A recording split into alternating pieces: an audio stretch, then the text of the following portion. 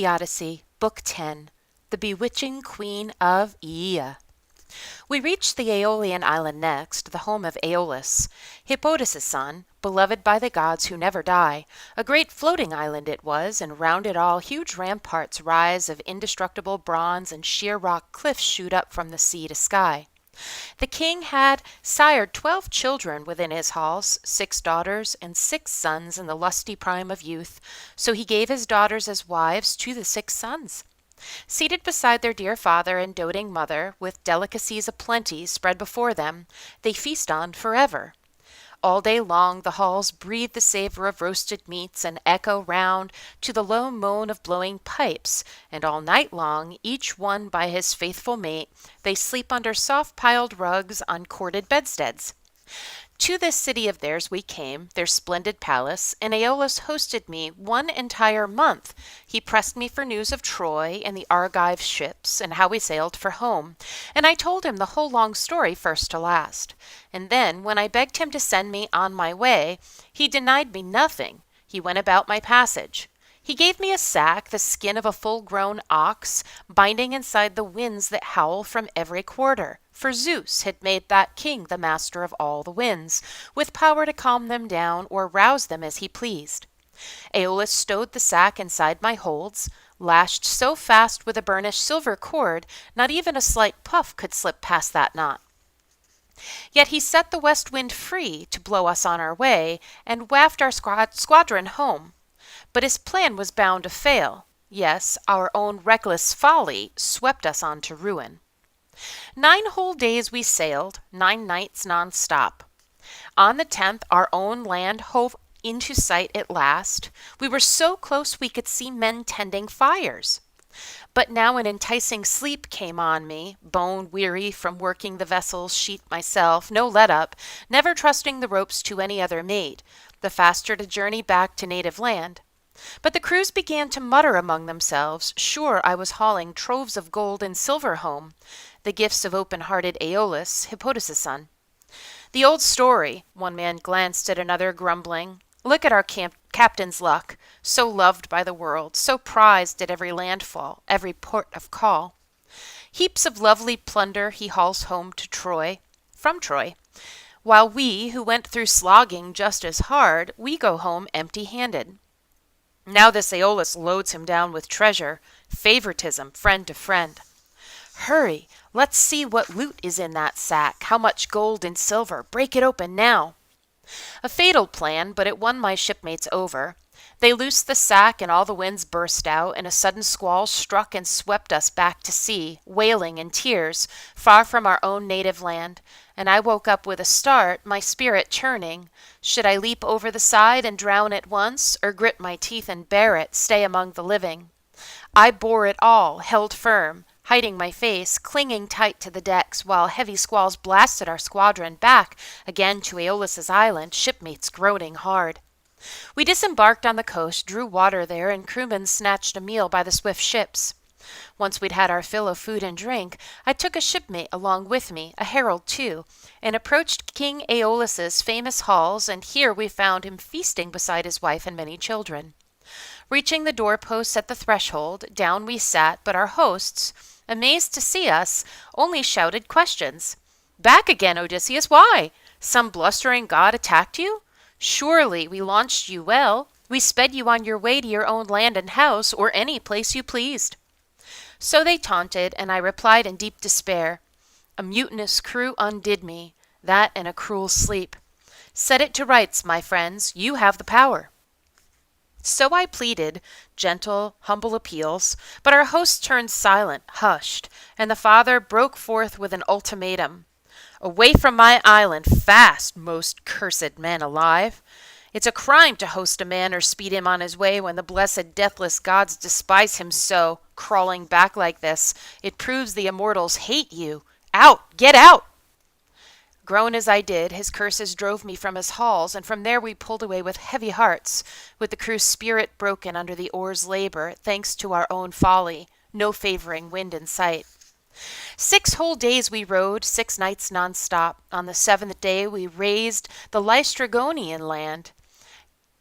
Telepylus heights where the craggy fort of Laemus rises, where shepherd calls to shepherd as one drives his flocks, and the other drives his out, and he calls back an answer, where a man who never sleeps could rake in double wages, one for herding cattle, one for pasturing fleecy sheep, the nightfall and the sunrise march so close together.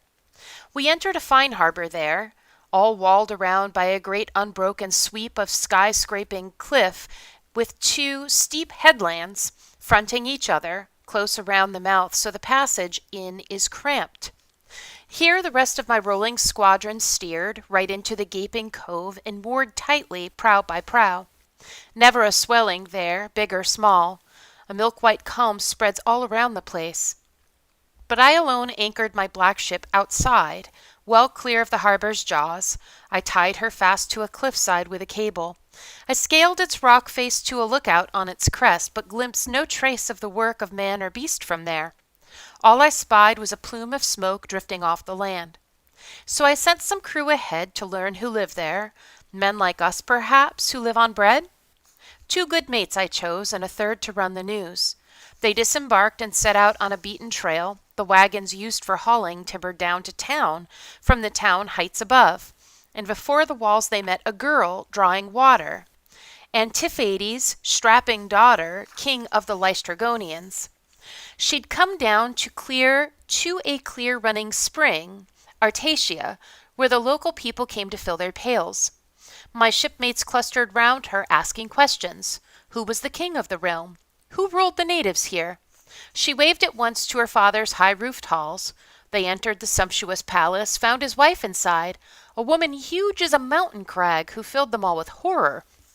Straightway she summoned royal Antiphates from assembly, her husband, who prepared my crew a barbarous welcome. Snatching one of my men, he tore him up for dinner. The other 2 sprang free and reached the ships, but the king let loose a howling through the town that brought tremendous Laestrygonians swarming up from every side, hundreds, not like men, like giants. Down from the cliffs they flung great rocks a man could hardly hoist, and a ghastly shattering din rose up from all the ships. Men in their death cries, hulls smashed to splinters. They speared the crews like fish and whisked them home to make their grisly meal. But while they killed them off in their harbor depths, I pulled the sword from beside my hip and hacked away at the ropes that moored my blue-prowed ship of war, and shouted rapid orders at my shipmates. Put your backs in the oars, row now or die! In terror of death they ripped the swells, all as one, and what a joy as we darted out toward open sea, clear of those beetling cliffs, my ship alone. But the rest went down en masse, our squadron sank. From there we sailed on, glad to escape our death, yet sick at heart for the dear companions we had lost. We reached the Aeaean island next, the home of Circe, the nymph with lovely braids, an awesome power, too, who can speak with human voice, the true sister of murderous-minded Aeetes. We both were bred by the sun, who lights our lives. Their mother was Perse, a child the ocean bore.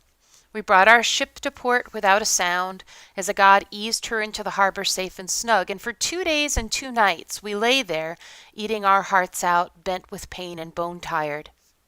When dawn with her lovely locks brought on the 3rd day, at last I took my spear and my sharp sword again, rushed up from the ship to find a lookout point, hoping to glimpse some sign of human labor, catch some human voices. I scaled a commanding crag, and scanning hard, I could just make out some smoke from Circe's halls drifting up from the broad terrain through brush and woods. Mulling it over, I thought I'd scout the ground. That fire aglow in the smoke, I saw it, true, but soon enough this seemed the better plan. I'd go back to shore and the swift ship first, feed the men, and then send them out for scouting. I was well on my way down, nearing our ship, when a god took pity on me, wandering all alone. He sent me a big stag with high branching antlers right across my path. The sun's heat forced him down from his forest range to drink at the river's banks. Just bounding out of the timber when I hit him square in the backbone, halfway down the spine, and my bronze spear went punching clean through. He dropped in the dust, groaning, gasping out his breath. Treading on him, I wrenched my bronze spear from the wound. left it there on the ground, and snapping off some twigs and creepers, twisted a rope about a fathom long. I braided it tight, hand over hand, then lashed the 4 hocks of that magnificent beast. Loaded round my neck, I lugged him toward the ship, trudging, propped on my spear, no way to sling him over a shoulder, steadying him with one free arm. The kill was so immense. I flung him down by the hull and roused the men, going up to them with a word to lift their spirits. Listen to me, my comrades, brothers in hardship. We don't go down to the house of death, not yet, not till our day arrives. Up with you. Look, here's still some meat and drink in our good ship. Put our minds on food. Why die of hunger here? My hearty urging brought them round at once. Heads came up from cloaks, and there by the barren sea they gazed at the stag, their eyes wide, my noble trophy. But once they'd looked their fill and warmed their hearts, they washed their hands and prepared a splendid meal. Now all day long till the sun went down we sat and feasted on sides of meat and seasoned wine. Then when the sun had set and night came on, we lay down and slept at the water's shelving edge. When young dawn with her rose-red fingers shone once more, I called a muster quickly, informing all the crew. Listen to me, my comrades, brothers in hardship. We can't tell east from west and dawn from the dusk, nor where the sun that lights our lives goes under earth, nor where it rises. We must think of a plan at once, some cunning stroke. I doubt there's one still left. I scaled a commanding crag, and from that height surveyed an entire island ringed like a crown by endless wastes of sea, but the land itself lies low, and I did see smoke drifting up from its heart through thick brush and woods. My message broke their spirit as they recalled the gruesome work of the Laestrygonian king Antiphates and the hardy cannibal Cyclops thirsting for our blood. They burst into cries, wailing, streaming live tears that gained us nothing. What good can come of grief? And so, numbering off my hand of men at arms into 2 platoons, I assigned each of them a leader. I took one, and Lord Eurylochus took the other. We quickly shook lots in a bronze helmet. The lot of brave Eurylochus leapt out first. So he moved off with his 22 comrades, weeping, leaving us behind in tears as well. Deep in the wooded glens they came on Circe's palace built of dressed stone on a cleared rise of land. Mountain wolves and lions were roaming round the grounds. She'd bewitched them herself. She gave them magic drugs. But they wouldn't attack my men. They just came pawing up around them, fawning, swishing their long tails, eager as hounds that fawn around their master, coming home from a feast who always bring back scraps to calm them down. So they came nuzzling round my men, lions, wolves with big powerful claws, and the men cringed in fear at the sight of those strange ferocious beasts.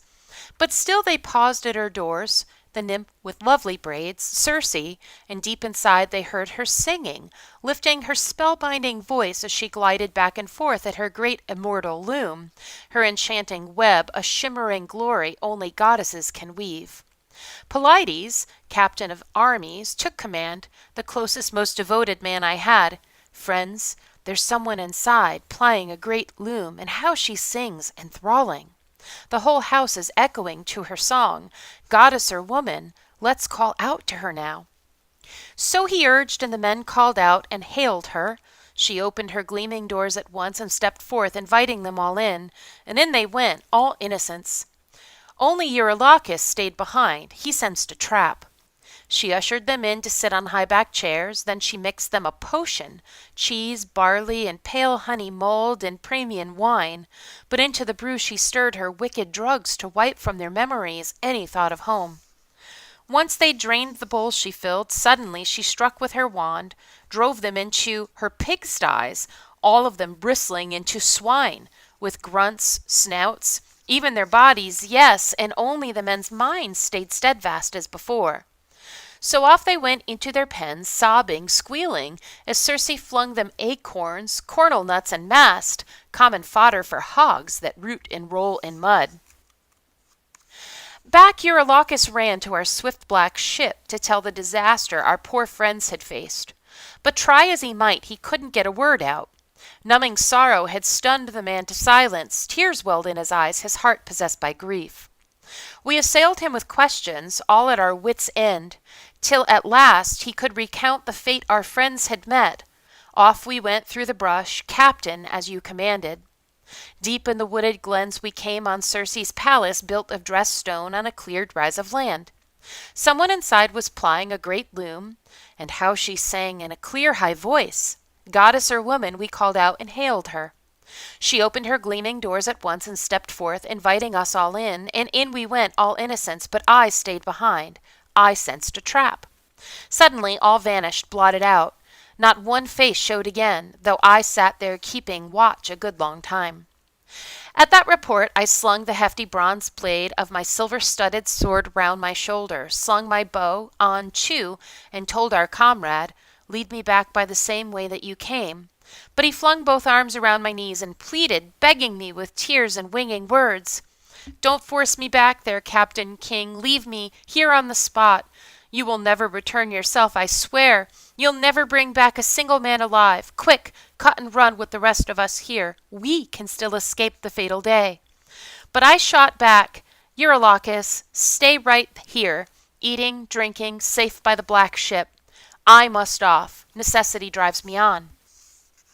Leaving the ship and shore, I headed inland, clambering up through hushed, entrancing glades, till as I was nearing the halls of Circe, skilled in spells, approaching her palace, Hermes, god of the golden wand, crossed my path, and he looked for all the world like a young man sporting his first beard, just in the prime and warm pride of youth, and grasped me by the hand and asked me kindly, "Where are you going now, my unlucky friend, trekking over the hills alone in unfamiliar country? And your men are all in there, in Circe's palace, cooped like swine, hawk by jowl in the sties. Have you come to set them free? Well, I warn you, you won't get home yourself. You'll stay right there, trapped with all the rest. But wait, I can save you free from that great danger. Look, here is a potent drug. Take to Circe's halls, its power alone will shield you from the fatal day. Let me tell you all the witch's subtle craft. She'll mix you a potion, lace the brew with drugs, but she'll be powerless to bewitch you. Even so, this magic herb I give you will fight her spells. Now here's your plan of action step by step. The moment Circe strikes you with her long thin wand, you draw your sharp sword sheathed at your hip and rush at her fast as if to run her through. She'll cower in fear and coax you to her bed, but don't refuse the goddess's bed, not then, not if she's to release your friends and treat you well yourself. You have her swear the binding oath of the blessed gods. She'll never plot some new intrigue to harm you. Once you lie there naked, never unman you, strip away your courage. With that, the giant killer handed over the magic herb, pulling it from the earth, and Hermes showed me all its name and nature. Its root is black, and its flower white as milk, and the gods call it moly. Dangerous for a mortal man to pluck from the soil, but not for deathless gods. All lies within their power. Now Hermes went his way to the steep heights of Olympus over the island's woods, while I, just approaching the halls of Circe, my heart a heaving storm at every step, paused at her doors, the nymph with lovely braids. I stood and shouted to her there. She heard my voice, she opened her gleaming doors at once and stepped forth, inviting me in, and I went all anguish now. She led me to sit on a silver-studded chair, ornately carved, with a stool to rest my feet. In a golden bowl she mixed a potion for me to drink, stirring her poison in, her heart a-swirl with evil. And then she passed it on. I drank it down, but it never worked its spell. She struck with her wand, and "Now," she cried, "off to your sty, you swine, and wallow with your friends." But I drew my sharp sword sheathed at my hip and rushed her fast as if to run her through. She screamed, slid under my blade, hugged my knees, with a flood of warm tears and burst of winging words. "Who are you? Where are you from? Your city, your parents? I'm wonder-struck. You drank my drugs. You're not bewitched. Never has any man withstood my potion, never, once it's passed his lips and he has drunk it down. You have a mind in you no magic can enchant. You must be Odysseus, man of twists and turns. Hermes the giant killer, god of the golden wand. He always said you'd come. homeward bound from Troy in your swift black ship. Come, sheathe your sword. Let's go to bed together. Mount my bed and mix in the magic work of love. We'll breed deep trust between us. So she enticed, but I fought back still wary. Circe, Circe, how dare you tell me to treat you with any warmth? You who turned my men to swine in your own house, and now you hold me here as well. Teeming with treachery, you lure me to your room to mount your bed. So once I lie there naked, you'll unman me, strip away my courage. Mount your bed, not for all the world, not until you consent to swear, goddess, a binding oath, you'll never plot some new intrigue to harm me. Straightway she began to swear the oath that I required. Never she'd do harm to me, and when she'd finished, then, at last, I mounted Circe's gorgeous bed. At the same time her handmaids bustled through the halls, 4 in all who performed the goddess's household tasks. Nymphs, daughters born of the springs and groves and the sacred rivers running down to the open sea. One draped the chairs with fine crimson covers over the seats they'd spread with linen cloths now. A second drew up silver tables before the chairs and laid out golden trays to hold the bread. A third mulled heady, heart-warming wine in a silver bowl and set out golden cups. A fourth brought water and lit a blazing fire beneath a massive cauldron.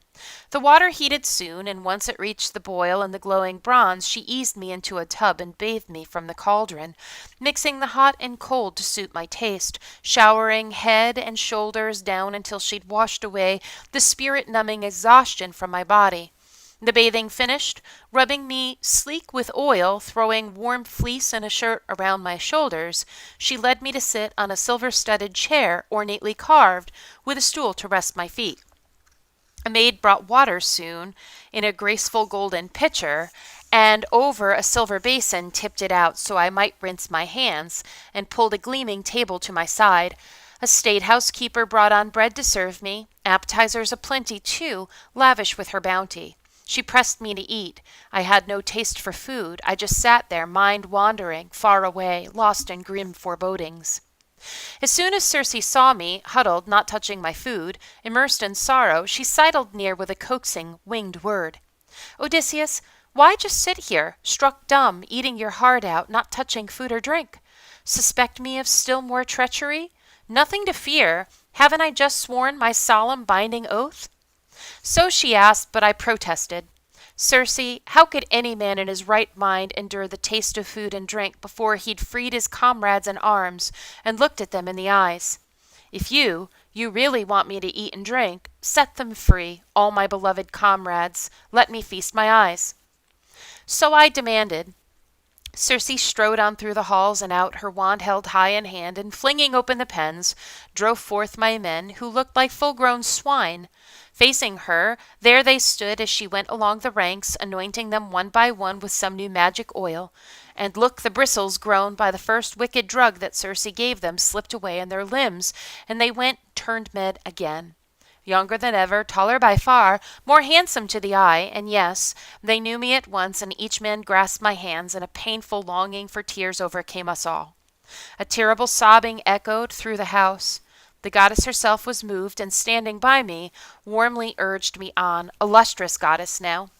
Royal son of Laertes, Odysseus, tried and true, go at once to your ship at the water's edge, haul her straight up on the shore first, and stow your cargo and running gear in caves, then back you come and bring your trusty crew.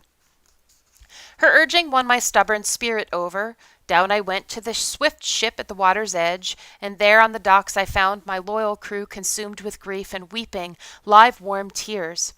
But now, as calves in stalls when cows come home, droves of them herded back from the field to farmyard whence they'd grazed their fill, as all their young calves come frisking out to meet them, bucking out of their pens, lowing non-stop, jostling, rushing round their mothers, so my shipmates there at the sight of my return came pressing round me now, streaming tears, so deeply moved at their hearts they felt as if they'd made it back to their own land, their city, Ithaca's rocky soil where they were bred and reared. And through their tears their words went winging home. You're back again, my king. How thrilled we are, as if we'd reach our country, Ithaca, at last. But come, tell us about the fate our comrades met. Still I replied with a timely word of comfort. Let's haul our ship straight up on the shore first and stow our cargo and running gear in caves. Then hurry, all of you. Come along with me to see our friends in the magic halls of Circe eating and drinking. The feast flows on forever. So I said, and they jumped to do my bidding. Only Eurylochus tried to hold my shipmates back. His mutinous outburst aimed at one and all. Poor fools, where are we running now? Why are we tempting fate? Why stumble blindly down to Circe's halls? She'll turn us all into pigs or wolves or lions, made to guard the palace of hers by force, I tell you, just as the Cyclops trapped our comrades in his lair with hot-head Odysseus right beside them all. Thanks to this man's rashness, they died too. So he declared, and I had half a mind to draw the sharp sword from beside my hip and slice his head off, tumbling down in the dust, close kin as he was. But comrades checked me, each man trying to calm me left and right. Captain, we'll leave him here if you command, just where he is, to sit and guard the ship. Lead us on to the magic halls of Circe. With that, up from the ship and shore, they headed inland. Nor did Eurylochus malinger by the hull. He straggled behind the rest, dreading the sharp blast of my rebuke. All the while Circe had bathed my other comrades in her palace, caring and kindly, rubbing them sleek with oil, and decked them out in fleecy cloaks and shirts. We found them all together, feasting in her halls. Once we had recognized each other, gazing face to face, we all broke down and wept. And the house resounded now, and Circe, the lustrous one, came toward me, pleading, Royal son of Laertes, Odysseus, man of action, no more tears now. Calm these tides of sorrow. Well I know what pains you bore on the swarming sea, what punishment you endured from hostile man and land. But come now, eat your food and drink your wine, till the same courage fills your chests, now as then, when you first set sail from native land, from rocky Ithaca.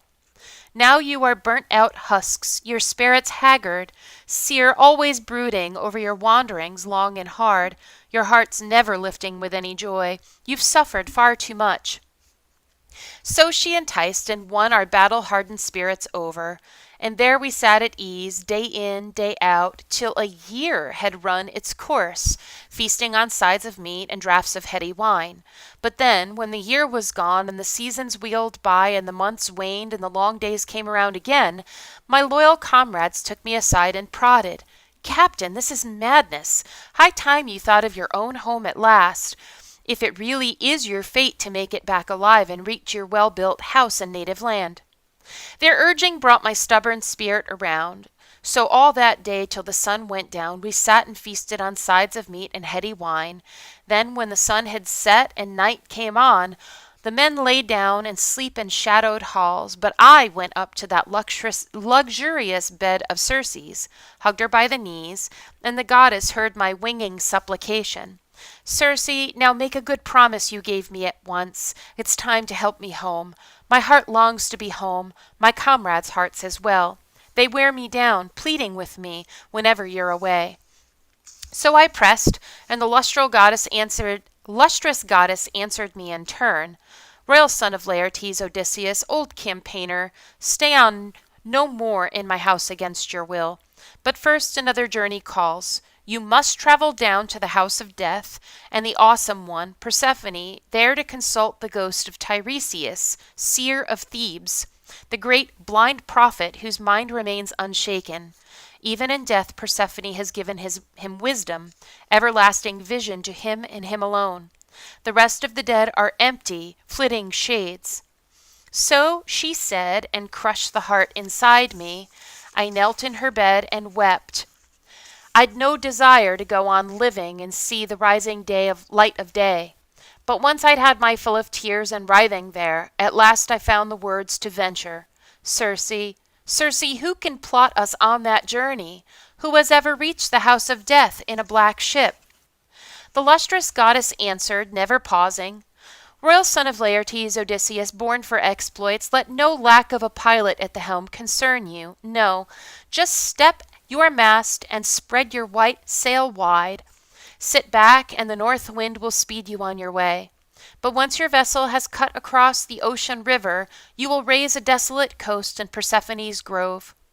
Her tall black poplars, willows whose fruit dies young, Beach your vessel hard by the ocean's churning shore, and make your own way down to the mouldering house of death. And there, into Acheron, the flood of grief, two rivers flow. The torrent, river of fire, the wailing, river of tears that branches off from Styx, the stream of hate. And a stark crag looms where the two rivers thunder down and meet. Once there, go forward, hero. Do as I say now. Dig a trench of about a forearm's depth and length, and around it pour libations out to all the dead. First with milk and honey, and then with mellow wine, then water third and last, and sprinkle glistening barley over it all, and vow again and again to all the dead, to the drifting, listless spirits of their ghosts, that once you return to Ithaca, you will slaughter a barren heifer in your halls, the best you have, and load a pyre with treasures, and to Tiresias alone, apart, you will offer a sleek black ram, the pride of all your herds. And once your prayers have invoked the nations of the dead in their dim glory, slaughter a ram and a black ewe, turning both their heads toward Erebus. But turn your head away, looking toward the ocean's river. Suddenly, then the deathless shades of the dead and gone will surge around you there. But order your men at once to flay the sheep that lie before you, killed by your ruthless blade, and burn them both, and then say your prayers to the gods.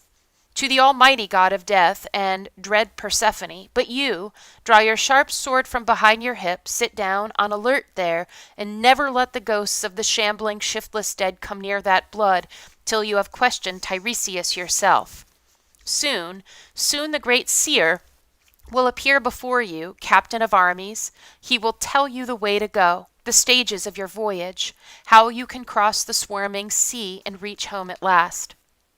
And with those words Dawn rose on her golden throne, and Circe dressed me quickly in sea cloak and shirt, while the queen slipped on a loose glistening robe, filmy, a joy to the eye, and round her waist she ran a brocaded golden belt, and over her head a scarf to shield her brow.